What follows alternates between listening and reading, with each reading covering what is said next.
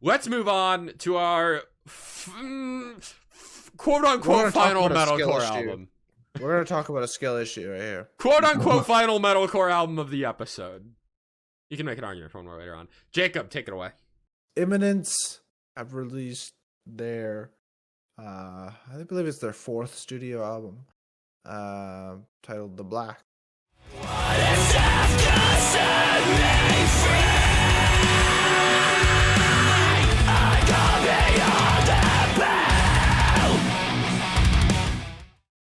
One quick thought out the way before Jacob, you get into it. Beyond the Pale fucks. Yep. Good take. Good take, Jake. It's one of only a handful of songs that weren't released as singles on this album, and it fucks. So, I just want to say, my biggest regret is listening to The Black as a single. You knew it too, going beforehand. I did. You said, someone stop me. Hey, stop. Let me. I already told you there's a skill issue. I opened with that. I know. It's just the funny part. I cannot blame this band this time. This is all my fault. Last time they released an album, they released Heaven and Hiding as I believe single 2 or 3. I can't remember which one. But they didn't tell us the track listing by then. In this situation, I had the track listing and I listened to the song by choice. This is all on me. I just really enjoyed that. That being said, this album feels like I believe. See, this is weird how I'm going to say this. It feels like their best album in terms of as a whole, but at the same time, it feels disjointed and it feels like these songs were made at different times and kind of just thrown in as like an album. Like I know that Cul-de-sac and Call to the Void were made at the same time of as each other. And I know that The Black and Le Noir were made at the same time as each other. But it's still like I know because I know I followed the band that these songs were not made all at the same time. It kind of throws me off. And it feels just like a collection of singles at sometimes. That being said, instrumentally, it feels like the opposite, where the album feels like it's the most cohesive album they've ever made. Oh, absolutely.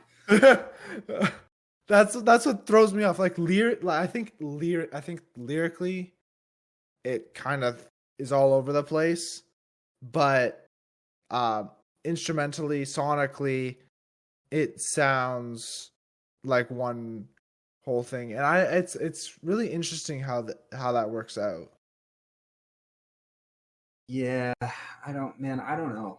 I will say, as somebody who was like very iffy on the singles and then kind of got high on them, and then I can't remember what that 4th one release was, but I was like, yeah, I got no clue what to expect. Death by a Thousand Cuts. Oh no, I really like that one. Maybe I'm tripping. How many singles released for this? 6. Okay. Then no, I thought there were 4. My bad.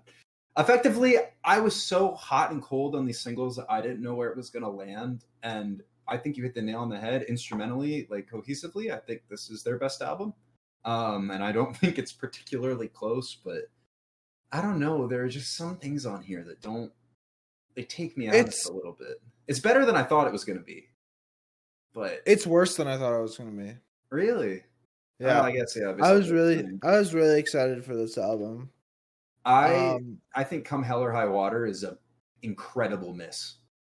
That's one of my favorites. No, that is my least favorite song on here, and it's not even close. Absolutely not. It's so painfully. I think Continuum is the biggest miss. I don't know. I really like Continuum. I think the thing about I think I'm with Jacob on Continuum, actually. Continuum is cool because it's oddly structured, but that's literally all it has going for it. I can't defend you on this one, Derek. Sorry. Mm. I specifically for this album left myself one listen to it, and then I wanted to kind of go into it after I went to the live show to not detract from the live set. Well, I'm sorry to say, Justin, I looked at the set list and it's full of these songs. That's fine. Then the first time I'm going to listen to him is the set, and then I can go back That's and listen cool. to him afterward. So I did with Memphis Mayfire, and I may start getting into some of their stuff. I think the instrumentals were cool as well, but I also think they're back heavy. Like they're all at the end. They're all in the second half of the album, right? Yeah. So yeah. I don't exactly know how to vocalize what I want to say. It's a very atypical album. Well, yeah, it feels like a bunch of singles, but at the same time, it feels. I think it's just the back half that feels cohesive, honestly. Yeah, there's some like cognitive dissonance going on in this album. Like, the instrumentals want to be one thing that are very cohesive. The songs themselves feel like they're trying to be, and sometimes they succeed and sometimes they don't. So the album experience as a whole is left like very strange. It's not, at least for me, it's not good nor bad. It's not uneasy. It's just a little awkward to listen to. Yes. And I'm like, well, all right, this is certainly an album I listen to. And you know, I think that's because I realize that I gave no constructive criticism and just called Come Hell or High Water mid.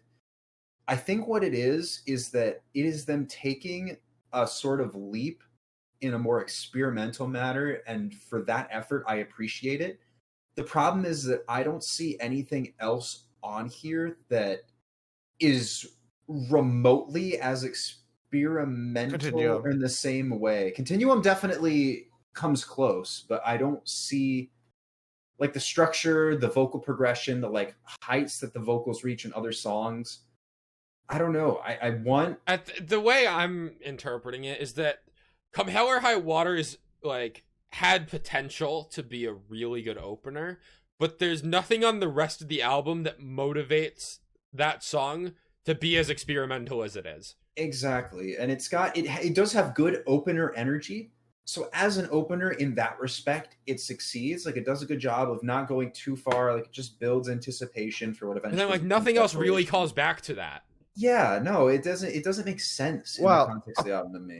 I don't know if this is. I haven't looked at lyrics. I don't know if this is necessarily true or not. But I've heard there's like a reference to the words like the black in like every song in some way. I noticed it explicitly in Come Hell or High Water and Desolation, which I did appreciate. I couldn't name them off the top of my head in the other. But it wouldn't surprise me if it was in the first two tracks, and they've got to be building a motif. Which, again, to the whole cohesion versus non-cohesion thing, it's just that's the thing. Yeah. It's like I really wish this band like I know they didn't, because they literally released these songs like last summer, and they recorded them the rest of the album in like November, like before I saw them live. So I know they didn't record this all at the same time or write this album all at the same time, and it really bugs me. I can see it and feel it in the album, and I don't know how, like exactly where or when, but I can feel it when listening to this. That's how I felt with the Siamese album, Home, a couple of years back. Because there was a very distinct kind of tear when that album was made, and when the latter half of it was made, because there was a lot more focus on electronics in some of the songs for that album, and I felt like it was a little bit different than what I was looking for a Siamese album. I still liked it, but I could definitely tell and see what you mean when that can definitely stand out as a part of the experience. To their credit, they did. I can see how they tried to make it seem cohesive, but the fact that they didn't succeed just makes it almost that much more awkward.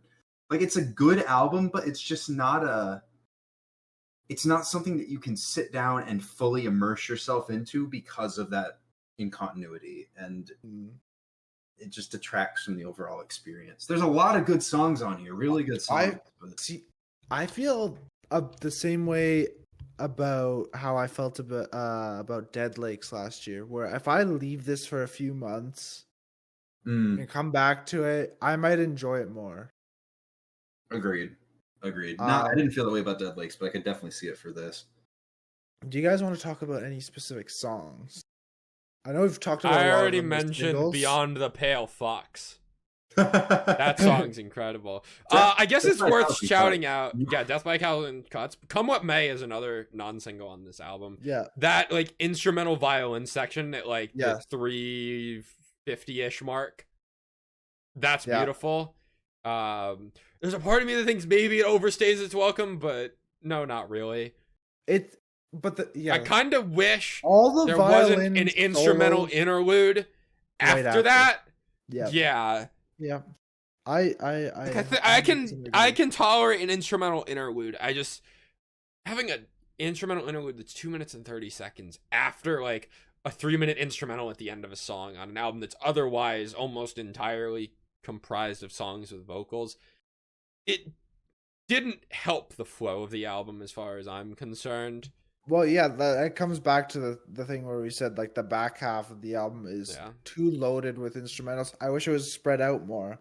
Like I think I would have loved an instrumental in between Desolation and Heaven Shall Burn, because I feel like those two songs are both very similar in like structure. They're just heavy, pissed off metalcore songs, and I feel like getting some sort of instrumental break between those two to kind of convey the desolation into madness or something. I don't know. I feel like there was potential there. Yeah, I don't want to like we did this with our last Imminence review, and I feel really bad because like this is not a bad album. No, this is not a bad album. Sorry, go ahead. Yeah, this is me being super critical of a band that had an album that I absolutely adored. I'm going to be taking those words right out of your mouth momentarily. Any last thoughts on Imminence here before I steal Jacob's thunder? Go on, it's not bad. It's not bad. It is not bad. It's not bad. It is it's not bad. It's honestly it's an album that I really you want to enjoy it more. I want to enjoy it more